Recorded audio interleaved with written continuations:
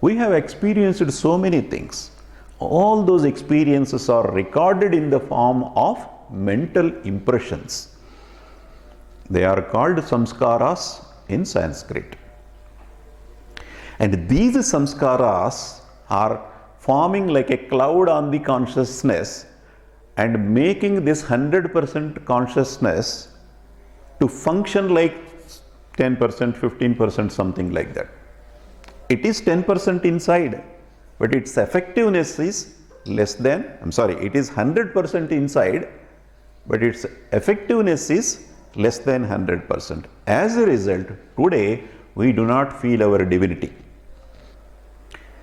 And one more point is, only human beings can get God realization. Stones and metals, no chance. Trees and animals and birds, no chance, because their consciousness is not 100%. They cannot get God realization. Unless God wishes and blesses something and then gives the God realization willfully, they cannot get the God realization in a natural divine process. Alright? So, human body is essential qualification to get the God realization. So, stone wanting to become a human, or a metal wanting to become a human, or a tree, bird, fish, animals wanting to become a human is a genuine desire. Because without that they cannot get the God realization. It's a genuine desire. So the desires are qualified and worthy until we take the human form. But after we become human form, there is no further evolution of the external form. This is the highest, topmost, highly evolved object in the entire universe. I told that many times. Correct? There is no scope for evolution of the body. This is the best body in the entire universe. So, we don't need these desires for further evolution. Evolution is complete, 100%. So, you don't need these desires anymore. That is the most important thing we need to grasp. The desires are only to gain the human form. That's all. That's the purpose of the desires. And since the human form is the highly evolved body and we don't need any further evolution, desires are not necessary for human beings. In other words, wanting is unwanted for humans. Make sense? Now what is the problem with the desires? What if we do have the wanting? The wantings are bindings. After the evolution is complete, until then they are promoting the evolutionary process, but after that these wantings itself, they become like bindings for our spiritual journey. The example that we talked so many times is, for setting the slab, wet slab, we keep the supports, wooden supports, until the slab gets dried out and then strong. After few days, we remove the supports. With the help of these supports only, we were able to put something roof on our head. So definitely we are thankful to these supports, wooden supports. It doesn't mean that you keep the supports in their place and then you worship them.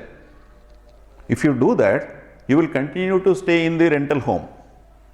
You have constructed your own home, but you cannot do the housewarming. You cannot step into that house. You have to remove those. Yes, they are helpful to some extent. Until the slab dries out, that's it. Until then, they are helpful. After that, they are the roadblocks.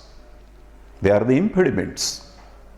Just like that, these desires are completely impediments for the human beings. They are bindings for our progress in the spiritual journey. That's the nature of the desires. So these desires, the more desires we have, the more selfish nature we have. That's the equation between the desires and the selfishness, Baba put in.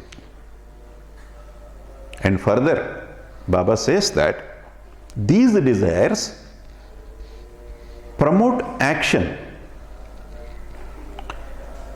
Action gives experience. Experience is recorded as samskaras, mental impressions. Impressions seek expression. Expression promotes action. Action gives experience. Experience gives impressions. Impressions seek experience. Impressions create desires. They seek action to fulfill the desire. And you get into action of fulfilling the desire. And action gives the experience. Experience gives what? Are you with me? Experience gives what? What's the next stage? Impressions. Impressions create what? Impressions are samskaras. Impressions creates desires. Desires, what is the next step? Actions. Actions, what do we get out of the action? Experience. And where is what happens to this experience? It is recorded as impressions. And what is the next step? You understand it, right? Baba called this as a vicious cycle. It is a vicious cycle. Your desires produce action. From the action you get the experience. Experience is registered as impressions. Impressions again seek expression. This is a vicious cycle. Human consciousness is trapped in this vicious cycle and failing to provide us the experience of our own divinity. Instead of providing us our own divinity, this consciousness, being trapped in this vicious cycle, is always giving something different from our own divinity. So Baba further explaining the nature of the desire, Baba says, we try to fulfill our desires using all our three bodies: physical body, subtle body, and mental body. We employ physical body in the fulfillment of certain desires. For example, eating pizza. Is pizza a need or desire? It is desire, correct? Without pizza also we can survive. So it's not needed, but it is a desire. So while eating pizza, we are fulfilling the desire primarily through our physical body. That's an example for fulfillment of desire through the physical body. Now the example for subtle body, how we fulfill certain desires through the subtle body. Subtle body is nothing but pranic body. Our pranic energy is subtle body. Alright? So that is by the emotions. Whenever your emotions are satisfied, you are fulfilling your desire through the subtle body. So, possessions, power, fame, those kind of things are the fulfillments of through subtle body. The example I gave is, my grandpa was the sarpanch of this village. He served as a sarpanch. After him, my father served as a sarpanch for this village. Now the elections are coming. Now my father is also passed away. I have to be the sarpanch of this village. Our family dedicated our services for this village, and now I have to become the sarpanch. You already had 2 generations served the village. Why don't you give the opportunity to others? No. I have to become the sarpanch of this village. By becoming sarpanch of the village, is anything going inside the mouth? Are we growing any muscles? You become a sarpanch, are you going to get a six-pack? Definitely not. So it's not physical, it is emotional. Now I am the sarpanch, like my dad and grandpa. That is an emotional satisfaction. And mental desires are,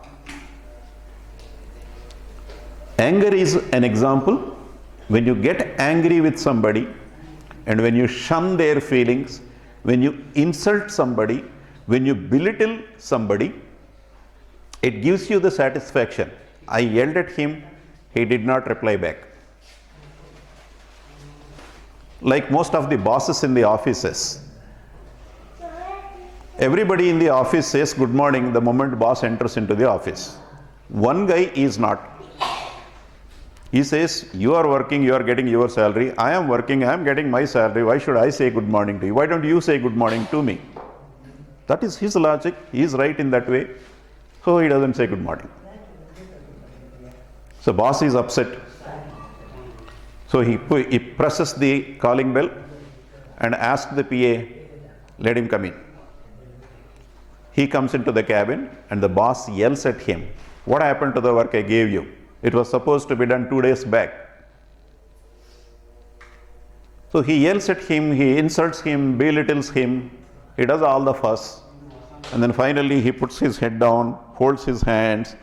That pleases him. This is a satisfaction of the desire through the mind. Likewise, we employ all our three bodies in the fulfillment of these desires. Now what Baba says is, the desire appears to be fulfilled, but it never gets fulfilled completely. Fulfillment of desire means you should never go back to that again. You ordered the pizza, you had the desire to eat pizza, you relished it, you enjoyed it, desire is fulfilled. I know how the pizza tastes, so I don't have to order one more. I know it, I'm done with it. That is fulfillment. But the moment we order pizza, every weekend it is a cycle. Every weekend we have to order the pizza. Sometimes what happens is, these guys are smart. The sales are very high only in the weekends. In the weekdays we are giving the salary for these guys free. They are hardly making any pizza, no orders in the weekdays. So they give Wednesday discounts. In the middle of the week, they give 25% discount for pizzas ordered on Wednesdays. Or buy one, get one pizza free. These offers are on the Wednesdays only. So, what is our way of enjoying it? Only in the weekend. But now Wednesday, buy one, get one free offer is there. So, even if it is a busy schedule, you still order the pizza and do it. Enjoy it. So there is no fulfillment. So Baba says, these desires, either through physical body, subtle body or mental body, fulfills only partially. There is no complete fulfillment of the desire. Moreover, they bring trouble also. You eat more pizzas, what happens? You get tummy. You order 300 rupees pizza, and then you have to pay 3000 per month for the gym to get over the excess weight. Correct? That's more trouble than the pizza. So likewise, Baba says, when you try to fulfill your desires through these three bodies, it is only partial satisfaction, it is only partial fulfillment. So this partial fulfillment of the desire creates a depletion in your mind. In order to fill that vacuum, again you repeat the same thing, ordering the pizza one more time, contesting in the election next time to become sarpanch for the second time, third time. My village people should see me as a sarpanch for the third time. That gives me even more satisfaction. Sarpanch for the fourth time, fifth time, lifetime. Right? So repetition happens. Baba calls this repetition as a vicious cycle. Human beings, human consciousness is trapped in this vicious cycle of fulfillment of these desires. We are always after these desires. So the consciousness, because it is trapped into this vicious cycle, instead of helping us reveal our own true nature as divinity, the consciousness is behind pizzas and sarpanch rolls, or yelling at somebody in our office. Which gives more satisfaction, more happiness? If you get the God realization, the happiness is infinite. And it is not dependent on anything. I'm sorry, I heard something. Permanent. The happiness through God realization is infinite, it's permanent, is independent. It's not dependent on pizza. It's not dependent on the results of the election, sarpanch elections. It's independent. No matter what happens in the universe, you are happy infinitely, permanently, and it is fresh. It is fresh. You eat pizza first time, you enjoy. Same day, I serve you second pizza. Because you liked the pizza, I serve you one more fresh pizza. You eat that also. You like pizza, right? The answer is yes, yeah, I like pizza. Why are you scaring me? I give you third pizza. I serve fourth pizza. What happens to your happiness? It turns out to be a headache. Correct? So, happiness is not there in the pizza. If happiness is there in the pizza, I am going to order 1,000 pizzas today and I will eat all of them today itself. Why would I not ask for the happiness? Is it not? Happiness is not there in the pizza. But we believing that happiness is there in the pizza itself is ignorance. Where is the happiness? If at all there is some happiness, yes, pizza also gives the happiness. We are not completely ruling it out. But what is the nature of that happiness? It's temporary. It is troublesome. You have to go to gym and then keep on walking and running on the gym, spending 3,000, 4,000, 5,000 per month. Troublesome. Is it not? So that's the nature of this happiness.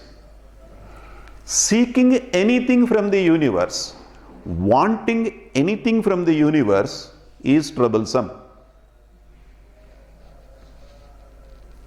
Because you don't need desires first of all. That's what we just spoke about. Desires are for pre-human lives, not for human beings. Simple, period.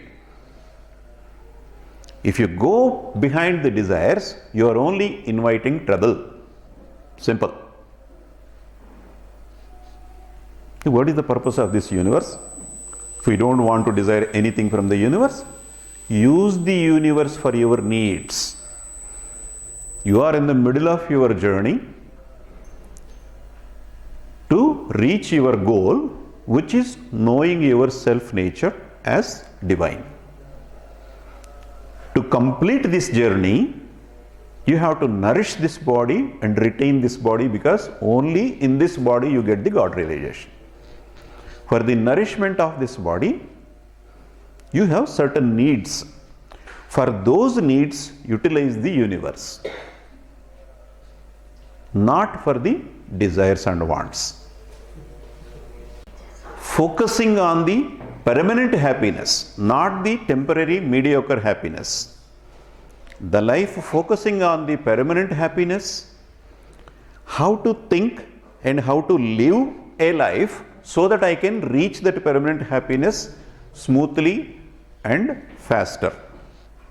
That lifestyle, the lifestyle that helps you to live so that you can go faster to your goal, so that you can get the permanent happiness, that lifestyle is nothing but spirituality.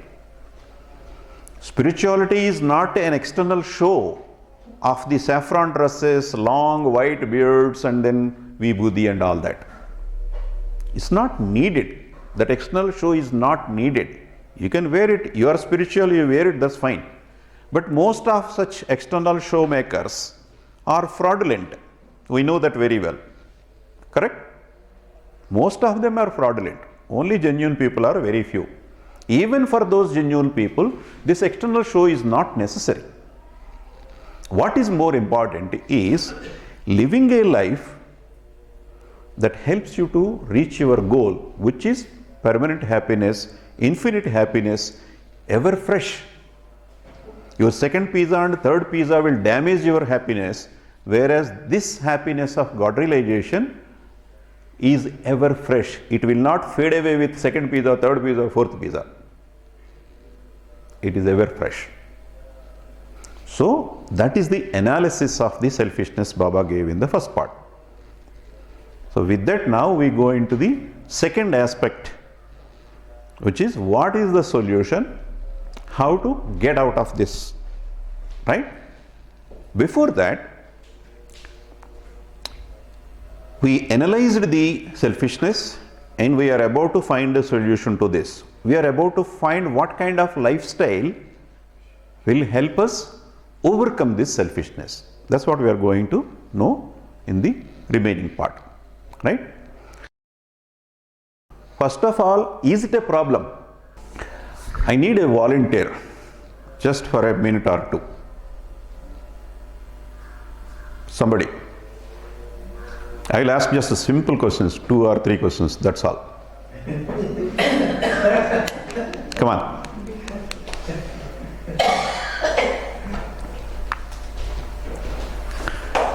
So rapid fire, just 3 questions. The moment I ask, you have to give me the answer immediately. Ready? First of all, give him a big round of applause for participation. Because I am going to put him on the fire.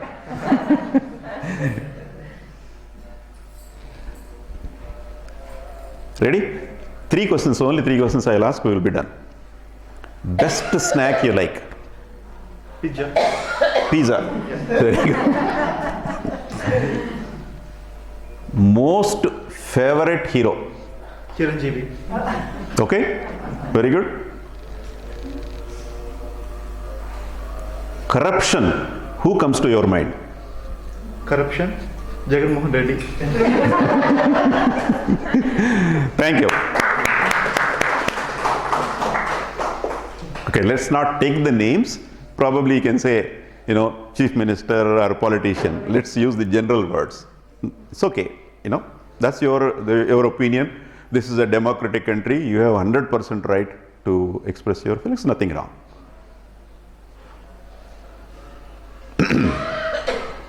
So let's see whether first of all this is a problem or not, and then we'll get into the solution. All right. So now, before we go and find a solution to this selfishness, what I am asking is, first of all, is it a problem? Is there any need to get over with this problem? So the question is, we all know that selfishness is a problem. But the thing is, where is this problem? So when I asked who are the corrupt people, who comes to your mind for the first, many said politicians. What I am saying is, if politicians are corrupt, the next question is, how many politicians are corrupt? Is it a small percentage or greater percentage? Anybody? More. Correct? More than 50% of the politicians are corrupt, we know that. If more than 50% of the politicians are corrupt, how they became corrupt? Just the moment they get into the position, the moment they get elected in the election, will they become corrupt suddenly? They have to take unreasonable money, bribes from somebody. Who are those somebody? We. Is it not? We. If we need to get a permit for building a house, the building department will make some objections. They say that your wall has to be here and you have to leave this many feet before the road and all that. There are certain rules. Our brother-in-law is MLA. Our brother-in-law is MLA. Go to him, talk to him. and influence these people not to put all these rules so that you can enjoy 12 more inches of the land. Is it not selfishness? Is it not corruption? You ready, Raghu? This one? Yeah. This one. This one? Yeah.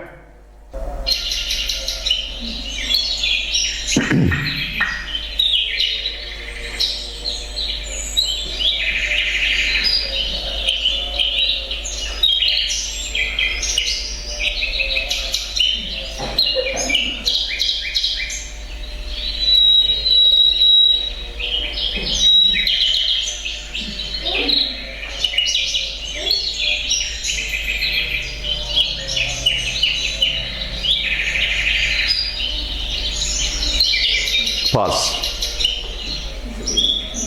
Thank you, Raghu. Just hold it there. ఏం జరుగుతుంది అక్కడ? ఎవరన్నా ఏదైనా observe చేస్తారా? What do you observe there? What's happening there? Smaller bird is feeding the older bird. The bird became old. It cannot fly anymore in search of prey. So its child is bringing the prey and then feeding the elderly bird. The size of that small bird is so small, and the size of its brain is even smaller. We have this big brain here. The bird did not go to school.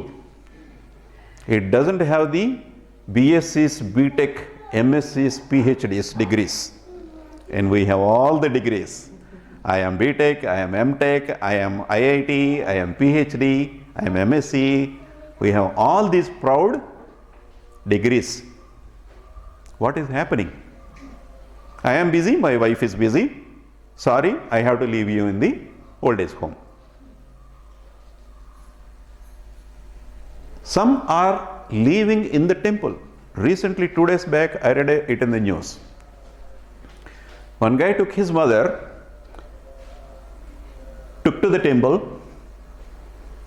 gave a phone without a SIM card, put a phone in the hand without a SIM card, left in the temple.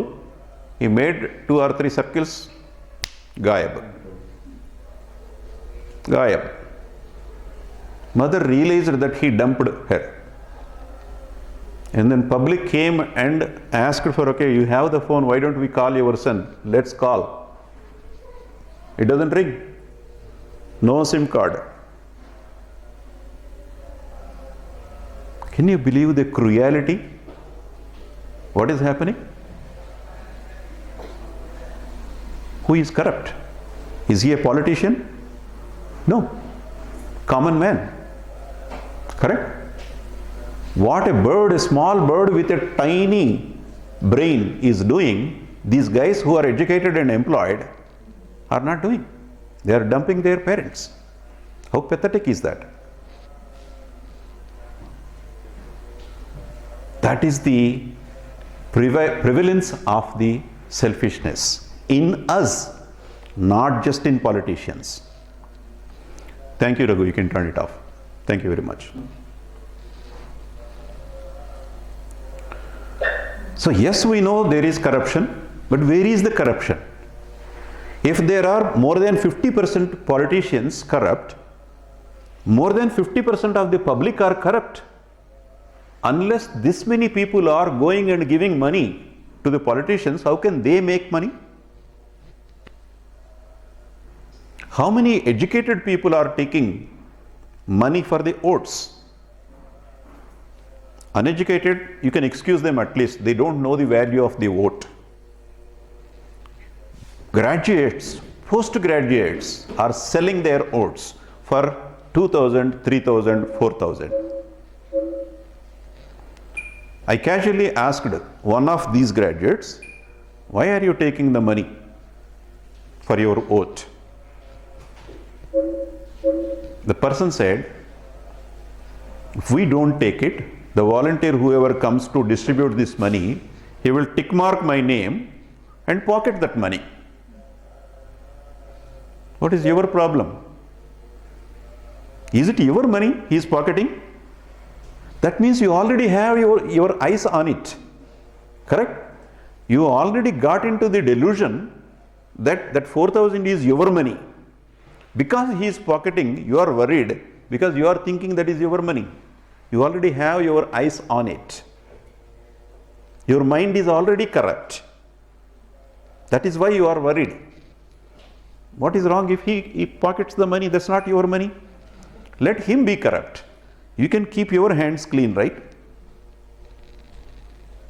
Is it not? That's what happening at the education level. Graduates, master degree holders.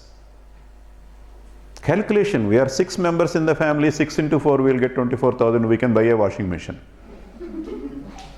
It's happening. Is that not selfishness? Is that not corruption? You don't care for doing the train reservations upfront. Whenever you want to travel, you get into the train, into the reservation compartment, and then show the ticket, and then fold your 100 rupees note or 200 rupees note, give both to the TC. TC will politely put the 200, you go and sleep on that berth. That is supposed to go for somebody waiting in the RAC or the wait list. That guy is still waiting in the general compartment. And you get into the reservation compartment, give 100 or 200, you are sleeping on the berth. Is that not corruption?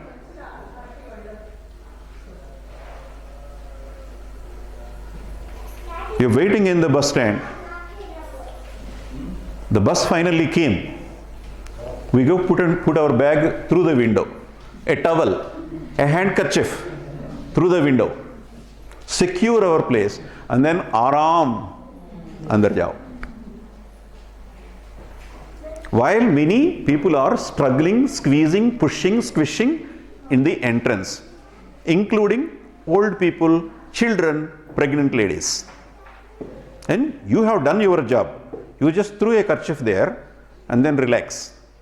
Let the pregnant ladies, old people, children struggle, squeeze, squish, fight. Pickpocketing also happens in that moment. Let them go through all the struggle. My seat is secure. Is that not corruption? Is that not selfishness? I am not willing to stand for 2 hours journey. I will let an old woman, pregnant lady or a child stand in the crowd, and then I sit and enjoy my mobile. I open the TV serial, keep watching.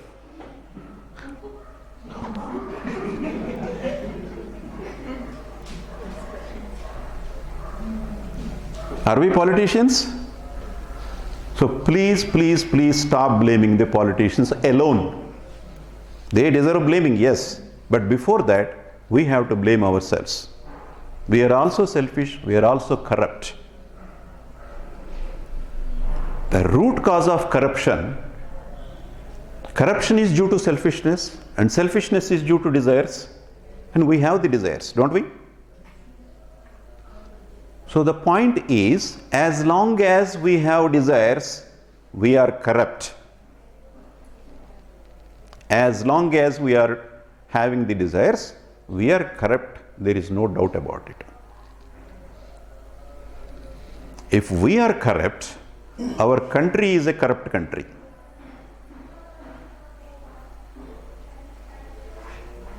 Imagine a nation corrupt free. How many things will be better for everybody? Better roads, better infrastructure, less taxes, better education, better facilities, better health care. So many things will get better because of our own corruption. Because we want to cut the road everywhere, cut the queues. You go to the movie theater, there is a long queue. Chiranjeevi movie is there, release movie. Long queue. 5 people ahead of the window, that guy is your friend. Hey, how are you doing? Oh man, I didn't see you for a long time. Oh, very good. That guy will say, hey, come on. He welcomes as if this is his home. and then you slowly squeeze into the queue. You are guilty. You look at the people behind. You just make sure that nobody is yelling or throw you out of the queue. If nobody does, you are okay to get into the queue to get the ticket. Everywhere we are selfish. Everywhere we are trying to pinch a penny. Vegetable vendor brings the vegetables to our home door. How much? Bangan kitna hai? KG 30 rupees. 30 rupees? Nee, bahut zyada, bahut mehenga. It starts from there. We want to pinch some pennies from the vegetable vendor, who is a hard worker, who pulls that cart throughout the day, every day, whether it rains or shines. And we want to squeeze some money from him. We use all our logic, our tactics, everything. No, just now another guy came, he was ready to give for 25. I said, no, you give me for 20, I will take it. That's not true. We lie. To benefit 5 rupees or 10 rupees. From whom? A hard worker, a vegetable vendor. We use all our intellect to overcome that guy. That poor guy, he cannot survive pleasing everybody. He says, okay, ma'am, take it. We are happy. See, I am so smart. I bargained 30 rupees brinjal for 20 rupees. We are successful. We are happy. We are happy being selfish. We are happy being corrupt. This problem of selfishness, this corruption, is much, much bigger than the plague, is much, much bigger than the COVID. COVID comes and it probably stays for 3 years, 4 years, or maybe 5 years. After that, it will get diluted. It may be there, but it will not create any health problems. Plague was there at one time, which shook the entire world. It's gone. No more plague. No more malaria. No more smallpox. They are all taken care. They are under control. You give the right injection in the childhood, that is taken care. Right? But this corruption, where is the vaccine for this corruption? That vaccine is what Baba is going to give here. Whether you take that shot or not, it's up to you. But vaccine is available. Baba gives that vaccine.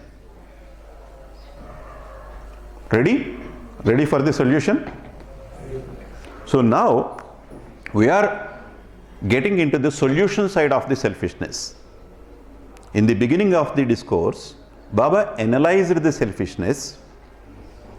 And since the selfishness has the parallelism with the desires, Baba explained the nature of the desires in a very detailed manner to help us understand the seriousness of this. And now he is giving the solution. We are getting into the solution. In the solution part, we talked about the vicious cycle of these desires. Human consciousness is trapped into the vicious cycle of 4 points. What is that? Actions produce experience. Experience is recorded as samskaras. Samskaras produce desires. Desires promote us to take action for the fulfillment. Action produces experience. Experience is recorded as samskaras. Samskaras produce desires. Desires promote actions. This cycle continues. How to get out of this cycle? You have to break the cycle in any of these 4 points. The most logical points are 2. Even if you cut it off in one place, that's fine. You can get out of this vicious cycle. But there are 2 easy options, practical options. One is either you stop the actions or you drop the desires. These are the 2 options. You can do that or this, or you can do both. So we will examine dropping the stopping the actions as a first option. Once that is done, we will review dropping the desires as the second option. Since actions are leading to the desires, and since the desires are contributing to the selfish nature leading to corruption, if you stop the actions, you can break that vicious cycle and you can become non-selfish person. Logically, it is correct. Some people prefer this option, so they take the VRS, voluntary retirement from the service, early retirement, and they don't want to work anymore, and they go into Himalayas or jungle. Continue to meditate on God. That means they are rejecting the actions. They are cutting this vicious cycle by stopping the actions anymore. The daily life is filled with so many actions. You have to take care of the office, you have to take care of the home, you have to take care of the bills, so many things you have to, so many actions we have to do. Correct? So, stop actions is sannyasam, renunciation. That is a spiritual approach to stay focused on the goal. This is fine. A handful of people are going into Himalayas and jungle. What if everybody goes there?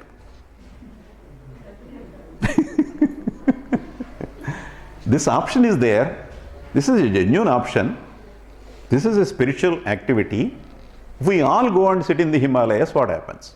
Himalayas will be polluted. Himalayas will be polluted. We are polluting this land now. The pure Himalayas also. Ganges is pure. Why it is pure? Because it's coming from the pure water source. Himalayas melts and you get pure water. As it goes down, we will add lot of pollutants, industry pollutants, community pollutants, everything. Even our own body, dirt, we will go and dip in the Ganges and make it polluted. Correct? So what if a farmer takes the sannyasam? What happens? No food on the table. It's almost lunchtime. We started thinking about food already. Right? No food on the table if farmer takes the sannyasam. Although it is a valid option, it's not advisable for everybody to take it up. Correct? Without action, you cannot run the life. We are all interdependent on each other. A farmer has to grow the food, somebody have to make the cars, somebody have to make the TVs, somebody have to produce the TV serials, somebody have to sit there and watch without doing anything. We are all interdependent, is it not? So, completely rejecting the action and taking sannyasa is not a viable option for all at once. For a handful, a small percentage of people taking, it's okay, it's not a big problem. So in Mahabharata, while Baba was preaching Arjuna in the name of Lord Krishna, he was giving all these spiritual facts to educate Arjuna. But Arjuna got confused. He said, Krishna, sometimes you say that we have to take the action. On one side you are saying that, act upon it and get into the war, start the war, kill the people and all that. On the other side you are admiring the sannyasa sometimes. So you are confusing me. What is the better way? Is it action or the sannyasa? Then Lord Krishna explained that yes, both are spiritual approaches to reach the goal. However, if you compare these two, the best thing is to take the karma, not to renounce it. Of karma yoga and karma sannyasa, karma yogo visishtate. Living a life with responsibilities is the better way. Both are good, but this is better way. This is what Baba told as Krishna in Mahabharata. When he came as Meher Baba, What is that he told in the same context in English? You already heard it. Never shirk your responsibilities. Number 1 point in the My Wish. So Baba made it very clear, just in case if anybody has any doubt, should I take the sannyasa or not? Baba made it very clear. Do not shirk your responsibility. If you don't have any responsibilities, nobody is relied on you, nobody is depending on you, maybe you can go for sannyasa. Baba is not against sannyasa. Right? You should not take sannyasa by shirking the responsibilities. So that is the message. Baba made it very clear. So whether to act or not, now the doubt is clear. So Baba says, stopping the action is not so wise, although it's a good thing. Do not shirk your responsibilities. Fine, we are done with it. Now we are into the second option. Drop the desires. How to drop the desires? Baba says, sudden spirituality is dangerous. So if you take a serious resolve, impressed by this discourse given by Baba, go home and then you are thoroughly impressed and you take a serious vow saying that, no, from this moment onwards, I am not going to execute any of my desires. That is dangerous. Baba already clearly cautioned on that. Baba also cautions that don't try to suppress the desires. Suppression is not a good option. Why? Because the nature of the mind is such that the more you try to suppress the mind, the stronger the desire becomes. So that is also not an option. Good. On one side, Baba is saying drop the desires. On another side, he is saying sudden spirituality is dangerous. Do not suppress the desires. So what? How to do it? What is the practical way to drop the desires? Baba says it is through the knowledge. Only knowledge is the antidote for the desires. Desire is a product of ignorance of our own true nature. Because we do not know our true nature, we are behind everything else. Desire is a product of ignorance. If ignorance is the basis for the desire, knowledge is automatically the antidote. Correct? You are ignorant, now you become knowledgeable. Desires are gone. That's the most healthy way of getting over the desires. In Bhagavad Gita, it is said that Shraddhavan labate jnanam. Whoever is sincere, devoted, practical, that guy gets the knowledge. To gain the knowledge, you have to do certain efforts. It won't come just like that. You have to work for it. You have to open the books, read, understand, memorize, attend satsangas like this, participate, invest your time. Do some work. Only for such sincere people, there is an option of getting the knowledge. Jnanam labdhva param shanti. Once you gain the knowledge, you also gain the peace. Peace is like a still lake. A still lake reflects the trees, reflects the stars, moon. If you go there, it reflects you also. You can see yourself in the lake. The lake acts like a mirror when it is still, when its water is not disturbed. So, peaceful mind is like a still lake. That's what peace means. No desires, no disturbance, no anxiety to get something. No waiting for Flipkart, no waiting for Amazon. That is peaceful state.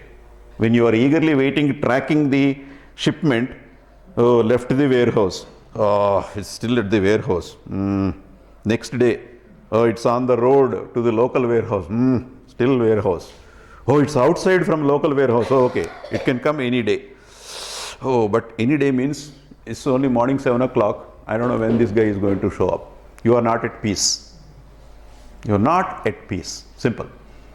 So peace means equivalent to still lake. As opposite to that is the disturbed lake. You throw a stone, the entire lake is disturbed with the ripples. One stone can disturb the entire lake. One desire can disturb the peace of the mind. One desire. You throw this many stones into the lake, what happens? Totally disturbed. No images of stars and moon, no images of the trees, no images of yourself. Gone. Totally disturbed. How many desires we have? One or more? That is the state of our mind today. The state of our mind is like a heavily disturbed lake where you cannot see the images of moons and stars. That is how we are living. As a result, we spend every day with some kind of anxiety. Is it time for a BP tablet? Where are my BP tablets? Every day, morning one BP tablet, evening one BP tablet. It is simply because of the desires. Doctor will say you cut down salt, you cut down pepper and all that. Okay, fine. That is only a temporary solution. How to get out of it? Wipe off your desires gradually. That gives you the peace. Once you live a peaceful life, no BP, no blood pressure, no disturbance, no pressure. So your blood flows normally, your heart beats 70 times per minute. That is the peaceful life. So what is the knowledge is the question now. Yes, we came to know that through knowledge we will gain the peace. Fine. What kind of knowledge we need to know? We are talking about knowledge gives the peace of mind. Fine. What kind of knowledge will give that peace? Since the desire is a product of ignorance, the opposite of ignorance is knowledge. So obviously, knowledge will eradicate the desires. But what kind of knowledge? The knowledge about the nature of the desires is one aspect of the knowledge. That's not everything. The knowledge about your own true nature is another aspect of the knowledge. Understanding the nature of the desire, particularly the emptiness of the desire, is what we need to grasp. How the desire is empty? We talked about this so many times, but whenever the context comes to refresh your minds, I keep repeating this in detail. You desire for a pizza, you order it, you eat it, your desire is not fulfilled. Your tummy is filled, but desire is not fulfilled. Next weekend you are ready to order the one more pizza. Correct? So that means desire is not fulfilled. Suppose if it is fulfilled, it leads you into unhealthy practices. You get lot of fat and excess weight, results into so many health problems. Correct? So if at all it fulfills your desire, it fulfills with some kind of problems. That is one aspect. Your desire is not fulfilled, you don't have the money. You are seeing a very attractive pizza advertisement in the TV, you don't have money to order. You are sad anyway, your happiness is gone. You are ready to order. Dad okayed the pizza. Dad, we want to eat pizza today. Daddy said, okay guys, go ahead and enjoy. Mom heard it from the kitchen. She shouts, hey, why pizza? I am preparing pulihora, lemon rice. You can eat that for today. You can buy the pizza tomorrow. So she is blocking the desire. You get mad at mom. Bad mom. You throw something. Maybe the 30,000 phone.